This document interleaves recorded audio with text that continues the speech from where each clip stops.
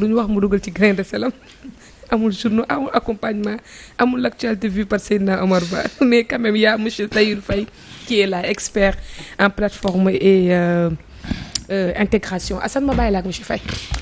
di ko nuyuwaat Tahirou Faye expert en plateforme et intégration donc transport santé administration. Oui. Parler de tout en termes de digitalisation parce que. Je pense qu'elle avait même développé benn carte sanitaire bu am solo. Effectivement, dans la rubrique santé je l'avais pris c'était intéressant mais est-ce que toog na ci nopp autorité c'est ça le problème.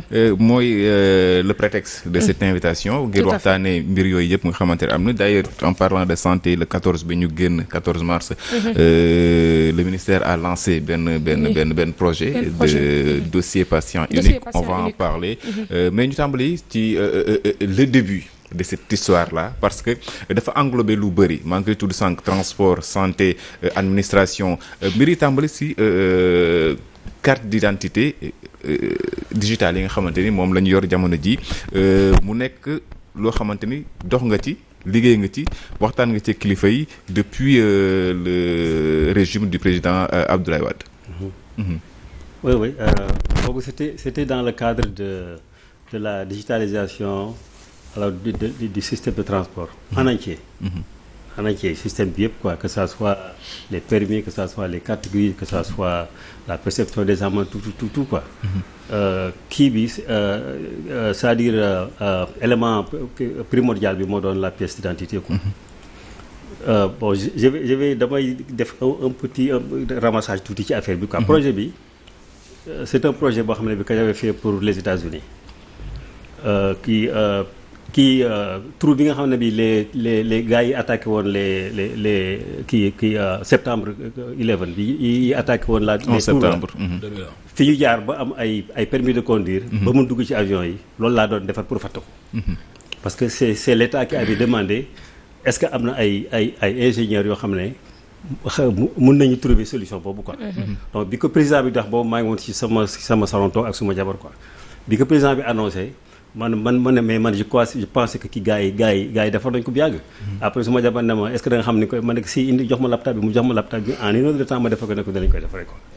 Après projet boobu nag bi ma koy développer pour kii l'État aux États-Unis État de New Jersey ci laa développé en parallèle plateforme boobu pour le Sénégal parce que bi ma koy defar je me suis rendu compte que ne kii sax Sénégal sax la ëpp njëriñ quoi parce que y a beaucoup de fraude y a beaucoup de corruption donc ma defar plateforme bi bon léegi proposé ko à l'État du Sénégal bi ma ko proposé ma envoyé ko par la voie hiérarchique par ministère des affaires étrangères des Sénégal de l'extérieur ainsi de suite ba mu atterrir à la présidence ñu woo ma ne ma ñëw pour ma def léegi la présentation quoi ma ñëw j'ai fait la présentation on a fait pratiquement 5 heures de temps au ministère des Transports à la présidence à la direction des transports terrestres après ils ont ñu xool système bi daal tous les trous yi nga xam ne problème yi ñu amee yëpp ils ont essayé de battre le système quoi mais fu ñu ko dugalee le système jàpp ko quoi donc ils ont été extraordinairement satisfaits de ça quoi mais man bi may ñëw c'était pour leur offrir ça moi c'était pas pour vendre. Là on est en 2000. C'était en 2008. 2008 laa indi affaire bi quoi donc mais ba ma koy indi man c'était pour leur offrir ça c'était pas pour vendre. Bien que bëggoon nañu ma jaay leen ko mais moi j'ai refusé je leur ai donné ça gratuitement. Donc la numérisation des permis de conduire telle qu'elle est actuellement man maa ko defar maa leen ko jox. Donc ils n'ont rien inventé man maa ko defar maa leen ko jox bi ma koy def aussi j'avais la police la gendarmerie la douane les perceptions municipales les maires yi ñëpp ci biir même la collection des infractions là. C'était là-dedans les maires ils pouvaient voir en temps réel la perception des amendes sur les infractions telles que par exemple les excès de vitesse wala infraction de stationnement interdit tout ça c'était ci biir quoi. C'était une application tout en un. Oui lépp tout était là-dedans quoi. Donc foofu la kii bi tàmbalee quoi. Je vais citer en passant que benn école supérieure en France bu tudd ENSIB école nationale supérieure des sciences de l'information et des bibliothèques. Ils ont cité sama œuvre bi comme exemple comment diriger alors benn digitalisation numérique quoi. Ils m'ont cité man personnellement un exemple dans un document pour les étudiants pour leur montrer comment la ñuy defar un projet de numérisation quoi.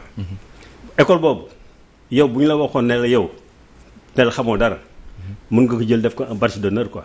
école boobu bu ñu la waxee yow tudd la rek dala xamoo dara badge d'honneur la quoi. ils ont aussi dit ça un exemple quoi.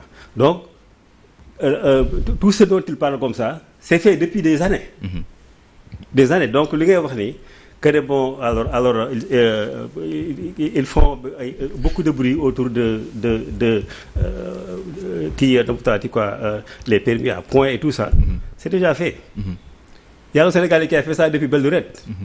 Et puis j'ai fait d'énormes présentations sur ça mais xam nga rek. alors ñu des un peu si secteur transport bi ak plateforme boobu nga xamante ne yaa ngi naan depuis 2008 mi ngi ci loxoy ñi nga xam ne ñoom ñooy jiite réew mi pourquoi 2008 à 2024 mënuñ ko appliquer dans sa globalité. Deux choses et ça c'est un problème boo xam ne bii ce n'est pas seulement ci man quoi mais tous les Sénégalais comme moi yoo xam ne dañu jóge à l'étranger indi seeni œuvre nga xam ne dañ ñëw léegi pour baax ko état bi. Ils ont toujours le même problème c'est-à-dire au lieu ñu sargal leen ci liggéey bi ñuy def dañ koy essayer defar ñoom te toujours la ñuy def. dinaa la jox d'autres exemples. toujours c'est ce qu'ils essaient de faire ils essaient copier sa œuvre jéem ko defar te ñoom xamuñu ko mënuñu ko parce que nous à l'étranger non seulement moom lañ jàng mais ce qu'on fait depuis des années ça fait 30 ans que j'ai fait ces choses-là. Donc ñun moom la ñuy def defuñu la leen loolu quoi. Donc bu ñu indee suñu œuvre ñun dañu xam quoi mais ñoom ce qu'ils essaient de faire mooy dañ koy essayer jox ko ne mu defar ko wala ñu jëm ko defar donc le projet là je crois que c'est xaw ma ay malaisien xaw ma yooyu lañ ko jox. pour ñu defar ko carte d'identité biométrique yi nga xamante moom lañ yor jamono ji. voilà marché bi ay malaisiens ñoom ñoo ko gagné. Voilà c'est alors que nous on a déjà fait ça depuis des années. Avec ñaata milliards je me. 52 milliards. Ça nous a coûté 52 milliards. c'était Adama Big Togo. moo ko njëkkoon a gagné. après am problème état bu Sénégal remboursé ko fay ko 52 milliards. avant ñoo jël peut-être di ko jox Malaisie di ko jox Malaisie. c'est problématique parce que yow yaa ngi ñu ne indi nga plateforme boo xamante ni au-delà de ces pièces d'identité passeport ak problème corruption sur la route ak santé. lépp la jël en charge gratuitement pour l'État du Sénégal et on paie 52 milliards pour seulement carte d'identité. Voilà ba naa la jox benn anecdote. bi ma indi affaire bi ba ma def présentation bi les gens ils m'ont dit que ne kii ça doit coûter beaucoup d'argent quoi ñaata milliards la jar quoi. c'est ce qu'ils m'ont dit man ne non man je ne suis pas venu pour jaay ko quoi man dama ko defar pour may ko d'ailleurs quand j'écrivais la lettre au président j'ai bien dit que ne je vous offre ça gratuitement donc je ne peux pas venir ici ngeen di ma wax affaire jaayu moo quoi. Vous savez ce qu'ils m'ont dit ñu ne bëgguñu nga mañ rek ñu jaay. est-ce que ce qu'ils m'ont dit mais moi j'ai refusé. La présidence. Oui j'ai refusé et puis bon je suis rentré bàyyi leen affaire bi quoi. parce que man bi may ñëw fii c'était pas pour loolu quoi donc mais. Au lieu par exemple léegi ñu te wax naa leen ma ne leen je suis prêt à prendre 6 mois. à mes frais pour wan leen nu ñu koy implémenter. 6 mois à mes frais parce que bi ma ñëw man maa fayal sama passe man ma fi toog man maa def sama frais de séjour et je dois faire 6 mois ma ne léegi je vous montre comment implémenter ça. Mais ils ont décidé de faire autre chose et ça c'est un problème boo xam ne bi nag. C'est au grand large quoi tous les Sénégalais comme man. dafay arrivé il y a beaucoup de gens yoo xam ne dañu ñëw fi avec des projets qui sont intéressants mais qui n'arrivent pas à percer à cause des choses là dinaa la wax une solution pour ça bu ñu ci demee dinaa la proposer une solution pour ça quoi. Avant ñoo ñëw si solution nañ test un peu si diagnostic bi d'abord projet bi jëlewuñ ko ni nga xamante yow noonu nga ko indee mais y a des choses yoo xamante ñi ngi koy commencer def teg nañ pièce d'identité boobu nga xamante ni ak société malaisienne bi. Passeport bi tamit numérisé nañ ko jamono ji il y a quelques semaines lancé nañ paiement digital par rapport ak infraction yi nga xamante ni moom moo nekk ci mooy xew ci tali bi par rapport ak plateforme yi ñuy fayee Wave wala Orange Money entre autres est-ce que noonu nga ko jëmalee woon ci projet bi. Non du tout ce qu'ils ont fait man quand j'ai entendu ça man bon j'étais content quoi bi ma déggee ne bon affaire boobu appliqué nañ ko quoi mais quand j'ai vu actuellement réellement lan la affaire boo xam nga lan la c'est uniquement pour permettre à l'État de percevoir de l'argent plus rapidement avec les motoristes c'est pas il y a pas autre chose mën nañu utiliser Wave wala Orange Money pour def loolu parce que il faut voir que pénalisation infraction ce premier objectif mooy la dissuasion quoi. C'est-à-dire bu la gars yi pénaliser suba doo ko defati quoi. loolu mooy principal kii bi c'est pas pour avoir de l'argent quoi. Donc c'est pour la réglementation et la sécurité routière. mais le kii bi ñu defar actuellement nii bon le motoriste là dafay dawal ñëw sol casque. après léegi policier bi arrêté ko ne ko da ngay fay temps mu jël application bi fay mais c'est une façon de percevoir de l'argent. Où est la dissuasion? Et puis tu laisses le gars continuer avec sans casque, donc tu laisses continuer l'infraction. Alors que l'infraction bu ñu la arrêté l'infraction moom ça doit cesser quoi. naka lañ ko waroon defee ba mu am efficacité. bon darul noonu sax quoi. c'est-à-dire man ni ma ko defee dans le système bu la policier bi arrêté bon fi policier bu ngi yore soit téléphone am wala benn tablette boo xam ne bi bu la arrêté système bi moom mooy déterminer infraction bi ak li ngay fay. c'est pas le policier bu la arrêté. bu defee ne par exemple telle infraction la c'est le système qui détermine ki amende bi foo koy fayee ak ñaata temps lan la jox boo jógee foofu avec ton ticket parce que kii bi comme ticket yi gars yi def dans les hôpitaux boo fayee la ticket yooyu. moom la système bi di defal quoi. donc système bi dafa garder ticket bi donc bu ñu la arrêté fii. après léegi nga jógee fii dem par exemple léegi si rond point bi gars yi arrêté la. ki la arrêté dina xam ne on t'a déjà arrêté. donc système bi dina la may par exemple léegi 24 heures wala 48 heures pour nga satisfaire amende bi donc duñu la kiiwaat quoi. dans le système actuellement nii bu la gars yi arrêté nga fay nga dem fii à côté. ñu arrêté la da ngay fayaat. Voilà. C'est-à-dire ça n'a rien à voir avec la circulation routière. kooku moom c'est un mode de paiement rapide. pour état bi am xaalis quoi. donc loolu moom bokkul sax li ma lifin d'ailleurs bon sama système. te loolu day tax sa corruption bi jeex. ci tali bi effectivement foofu laa bëggoon a ñëw woowee samp. foofu laa bëggoon a ñëw. foofu laa bëggoon a ñëw. waaw. sama système bu la policier bi arrêté tu n'as aucun intérêt pour jox ko xaalis parce qu'il ne peut rien. Il ne peut rien, c'est le système, même pour suspendre ton permis, c'est le système qui fait ça. Parce que le système, moom mooy déterminer gravité infraction bi nga def pour mu ne léegi dañuy suspendre ce permis. Donc ce n'est même pas le policier qui fait ça. Ce n'est pas aussi le policier qui perçoit de l'argent. waaw c'est pas le policier qui perçoit l'argent. te amuloo sax looy wax ak moom quoi. te tel que ni moo ko désigné. c'est-à-dire la circonscription kii municipale bi nekk foofu par exemple soit le maire wala le préfet wala bi nekk si dans la localité. dafay xam ne percevoir na par exemple léegi 6 000 francs ci yow en amende en temps réel dañ koy gis donc toutes les recettes yu gars yi di amee si kii yi si infraction bi perception amende yi les préfectures wala les mairies dañ koy gis en temps réel quoi donc ñoom mën nañu sax budgétiser en fonction de ça quoi.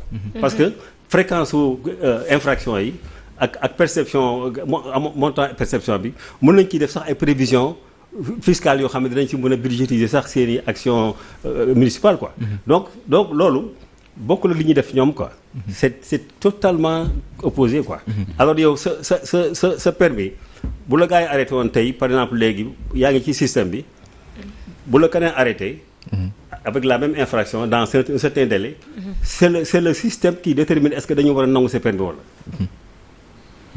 xam nga loolu bokkul ak li daal. j'ai dit ici ça fait wax naa ko fii wax naa ko dans une autre plateforme man leen on ne dit jamais mais moi j'ai dit li ñu jéem a def.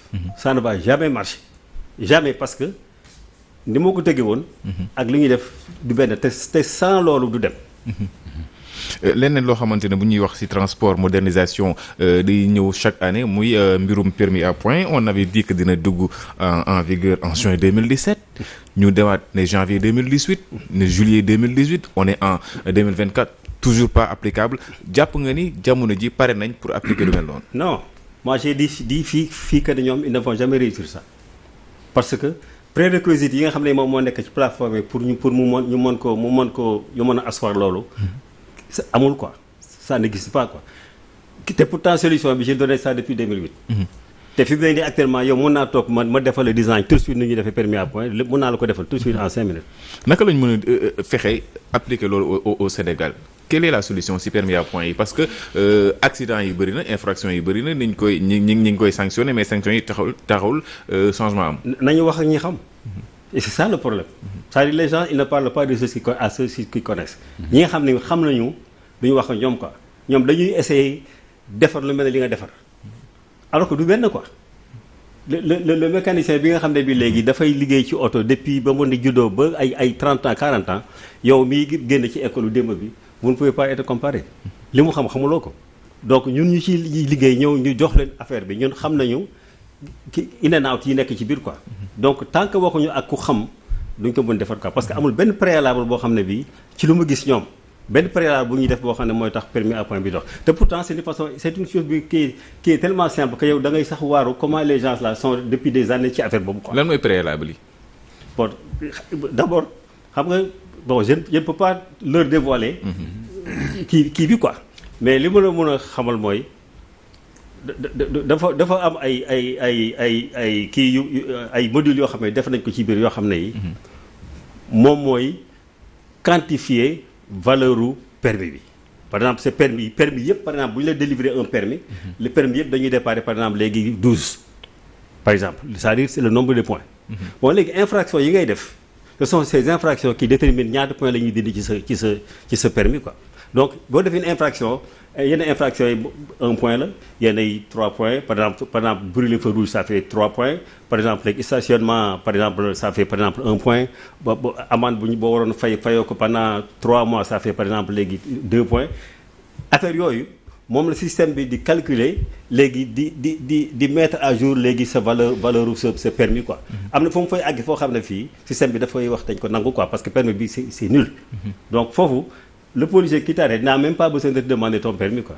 parce que dina xam actuellement nii que ton permis a été suspendu parce que amatul benn point quoi te ñun ni ñu ko defoon li ñu defoon loolu sa permis bu fekkee léegi dafa point dafa wàññeeku immédiatement sa assurance dafa yokk xam nga kooku dafay obliger les gens à être kii quoi da ngay dawale quoi parce que bu fekkee ne yow xam nga ne par exemple léegi sa permis bu point yi wàññeekoo année prochaine boo demee di wut par exemple léegi soit léegi ngay renouveler permis wala par exemple ngay wut assurance dafay am amende bu ñu ciy teg quoi parce que système bi day xam ne yow da nga nekk un conducteur à risque donc tu dois coûter plus cher que man mi nga xam ne aw def benn accident quoi donc tout ça dañ ko tëggoon ci affaire bi quoi mais lan lu muy demee est-ce que le policier dafa yore benn appareil boo xam ne ni da koy yore à tout moment ou bien policier bi benn tablette la yore quoi tablette mën na nekk sax téléphone système bi ni ñu ko defee mën na nekk sax au téléphone te aussi ni ñu ko defee le commissaire de police là où il est mën na gis ce que le policier fait sur la route quoi ok le commandant de brigade là où il est daf koy gis lu mu ko def daf koy gis en temps réel lu mu ko def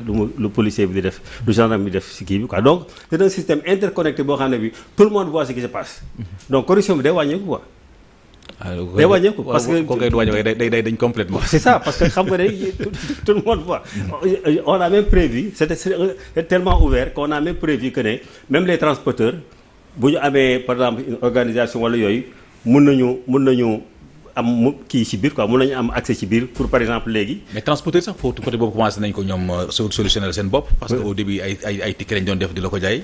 mais léegi finalement léegi am na ay appareils. yoo xam ne nii toute la journée. li receveur bi jaay ñoom xam nañ ko. moo tax léegi gars yi sàccatuñu leen. voilà sàccatuñu parce que am nañ appareil. voilà c'est ça voilà c'est ça parce que loolu mooy intégration. c'est-à-dire gars yi dañuy confondre toujours informatisé ak intégré quoi. ñaari kii différence la quoi. par exemple boo ñëwee par exemple à la poste.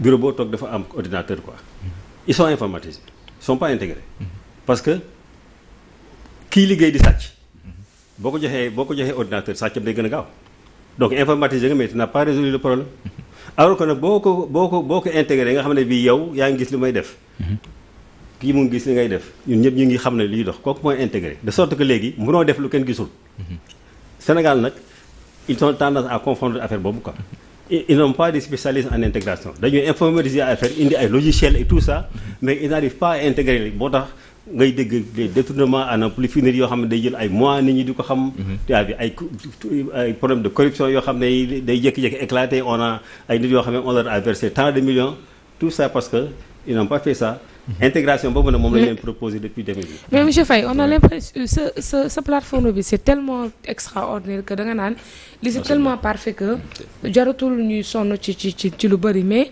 on a l'impression que ñu jiite bëgguñu mu taxaw. ñu jiite wala am na ci ñi nga xamante ne nii peut-être cercle bi arrangé wu leen lan mooy bloqué plateforme bi ba tax du jàll boobaak léegi. parce que quoi qu'on puisse dire également le monde se digitalise lépp se fait par le téléphone. même léegi dox sax ñu lay sàcc sa man am na ko këf par quelle semaine waxoon weer bi passé sama pochette mais dama ko doon reetaan. dama toog rek ñu woo ma jox ma sama pièce yëpp parce que y a rien dans ci pochette bi sama xaalis yëpp mu ngi ci mu ngi ci téléphone bi après dama rek y avait que 400 xaw ma moo fa nekkoon benn weccet bu ndaw après yow rocc nga sama pochette yóbbu ko après da nga koy sànniwaat benn mois boo xam ne le gars géejuwaay la ma woowee ne ma dama gis sa carte de presse nga tamponné ci sa tour j'étais appelé ma xam ne que journaliste nga moo ma indi affaire ba fii ma ne ko merci après ma ne moom ndax xaalis amu ci woon léegi le monde se digitalise donc man je me dis que lii yëpp tey c'est pour le bien du Sénégalais lan moo koy bloqué ba tax na bu yeggee ci autorité yi ñu naj ko c'est quoi le problème. Transparence ñu bari bëggu ci parce que actuellement léegi bon affaire bi ni mu lëndëmee nii ça profite à beaucoup de monde foofu laa doon wax ne léegi am na solution ci loolu parce que ñi nga xam ne ñi ñoom ñooy bañ affaire bi ñoom ñoo yore kii bi quoi kii de commandement bi quoi. la décision. waaw mais mun naa dem ci kii boobu quoi. ci solution bi quoi. dinañ ñëw un peu ci solution. ok doyen tu voulais résultat de. c'est que mon problème. mooy il y a tellement d'ingénieurs informaticiens dans ce pays. pourquoi domaine bi ñun ñu tardé ci. tel mooy sama problème. et je pense que bokk nga ci ñi njëkk am diplôme ci secteur boobu aux États-Unis. oui effectivement en matière de santé. En 2003. il y avait aucun hôpital aux États-Unis boo xam ne bii amoon na une connexion entre les malades à l'extérieur ak à l'intérieur de l'hôpital amul woon quoi. En 2003 amul woon. benn hôpital moo ko fi njëkk a am benn consortium mooy Columbia Healthcare moom moo ko fi njëkk a am. man la ñuy débauché Wall Street man. wala laa nekkoon man la ñuy débauché ma indi ma ñu laaj ma ndax mun naa leen defal affaire bi. man maa jël kii bi en charge dem Californie def sama training 4 mois ñu defal ma formation et tout ça ma implémenté ko donc man maa ko jëkk a implémenté États-Unis donc le certificat que j'ai maa ko jëkk am Amérique man mii maa ko jëkk am Amérique donc je travaille avec depuis boobu quoi. Le problème mooy comme li ñuy wax c'est-à-dire les gens ici c'est-à-dire au lieu par exemple léegi ñu wax ñi xam dañuy essayer copier li nga am. C'est toujours comme ça toujours la ñuy def ils essaient de copier. C'est-à-dire xaw ma soxor la wala quoi c'est-à-dire te yow yaa ngi nekk à l'étranger yow yaa ngi sant yàlla. yow que ñu jël ko ñu ñàkk ko jël yow yaa ngi sant yàlla. d'ailleurs il ne me paye même pas man moo salaire ne vient même pas d'ici. donc soo ñëwee nga indi leen benn affaire mais c'est pour servir le kii. c'est pour servir l'État pour servir kii bi quoi pays bi quoi en tant que patriote quoi. mais y a pas de patriote ci dëkk bi. non ñoom nag problème dañ koy jël pour au lieu ñu servir le pays mais se servir. oui c'est ça mooy wax y a pas de patriote. am na sax internet yu poser des questions comme quoi que est-ce que ku toog 2 ans deful infraction moom xanaa ay points dañ koy yokk. non c'est-à-dire nu muy demee. par exemple léegi si lépp mu ngi di dem ci assurance wala titre de transport boo war a ji pour fay. système bi dafay traquer yow sa conduite quoi. routière quoi. donc léegi le moyen d'infraction le moyen par exemple boo demee di fay ji par exemple un titre de transport day wàññeeku quoi. contrairement aussi bu fekkee ne yaa ngi def ay kii yu bari. booy defee soit assurance wala lu mu mën a doon day yokk. alors il demande également si acte de naissance yi ndax yéen a ngi ciy xalaat parce que loolu aussi. extrait de naissance ak yooyu. wala ok on a déjà ñun am nañu benn compagnie boo xam ne bi kii collaboré nañu ak moom ba pare mun naa leen jox léegi la liste de ay maires yi ak ay municipalités yu nekk à l'intérieur yoo xam ne dañu leen digitaliser à 100% ba pare loolu on a déjà fait ça. sànq tudd nga wàllum santé en parlant des États-Unis au Sénégal le 14 mars bi nga xamante ni moom la ñu nekk le ministère de la santé dafa lancer le programme dossier patient unique. naka nga gisee programme boobu est-ce que dafa bokk ci sa plateforme bi. ok loolu boobu pour man bon jow la quoi c'est-à-dire c'est de la plaisanterie quoi. ah bon. oui c'est de la plaisanterie ces gens-là sont pas sérieux quoi. 2016 la présenté plateforme e-médic au ministère de la santé invité nañu ma 6 fois ministère de la santé ils savent que man loolu am naa ko depuis 2016. ils savent que ne y a des structures de santé yu nekk fi yoo xam ne qui ont déjà ça xoolal kii c'est une carte de santé digitale. nga kii boo ko scanné information patient bi mu ngi fi. c'est ça marche. y a des structures de santé yu ne fii yoo xam ne qui ont déjà ça te ministère xam na ko waaye léegi di ñuy dem di célébrer ne dañu inventé affaire boo xam ne qui existe déjà qui est déjà là. ça fait juste 2 mois bi ma demee ministère avec di fa def benn présentation on parlait de ça. xam nga lu ma leen wax lu ma leen ne bon vous il y a le président qui a fait bon benn politique de santé pour je crois 5 ans ou 4 ans boo xam 2019 2023. 23 lay jeex. on est en décembre wala janvier ah te jusqu'à aujourd'hui il y a rien amul lenn loo xam ne lii mën na génn ci affaire bi alors que nous on est là depuis 6 ans 7 ans. di leen wan ne la affaire bi on a réglé ce problème là. dama mujj di xooloo ñoom y avait je vous dis y avait les 2 conseillers du ministre de la santé. C'est le ministre de la santé qui les a demandé de nous entendre. Donc on était dans une réunion vraiment à haut niveau. ma defal leen présentation bi ñoom seen bopp ñoom ils ont appelé les structures de santé yoo xam ne yi qui sont digitalisées Cambérène c'est digitalisé à 100%. ñoom ils ont vérifié que ne affaire bu am na mais pourtant ils sont passés à côté. dem ci benn structure boo xam ne qui ne dépend même pas du ministère de la santé qui dépend de la mairie de Dakar. xam nga ils pouvaient aller dans un centre bu ko am ba pare. ils n'ont même pas fait ça ils sont allés ailleurs. di def dañuy célébrer xam nga yooyu ay affaire caaxaan la quoi. yaa ngi dem di en grande pompe ne bon lii affaire boo xam ne kii est déjà là depuis des années kii est là. Et pourtant, il y a un financement de la Banque mondiale à hauteur, je ne sais pas, je pense de 38 milliards, quelque chose comme ça. Oui, effectivement. Mais moi, je veux dire, ça, les gens, au lieu de ça dañ lay añaane quoi je sais pas quoi parce que loolu yow mi xam. non du mu añaane bi mu caat gi. xaalis bi non dir bi ci suuf la grand. non du añaane wala de. leeraange gi lay bañ yoon c'est-à-dire que problème mooy que gars yi dañuy teg ay deal. c'est que noonu la ñuy lekkee xaalis Sénégal. xoolal moo tax c'est intéressant Bassirou Diomaye Faye dañ koy xaar ci oui. corruption bi am ci biir fonction publique bi dafa war a dañ man mun naa ko proposer une solution rapide pour éradiquer affaire boobu. lan mooy solution yi. xam nga problème bi mooy. parce que temps bi jeex. problème bi mooy yow da ngay dem ci par exemple les ministères concernés de présenter ce projet. warul demee noonu quoi dañu war a am benn entité indépendante boo xam ne bokkul ak ministères yi nga xam ne bi dafa am ay agences comme nous nga xam ne ñun soxlawuñu ci affaire bi dara. ñoo xam ne ñoom ñooy siéger quand tu as un projet de l'extérieur boo ñëwee c'est cette entité là moom mooy étudier ce projet. étudier ko ba mu baax.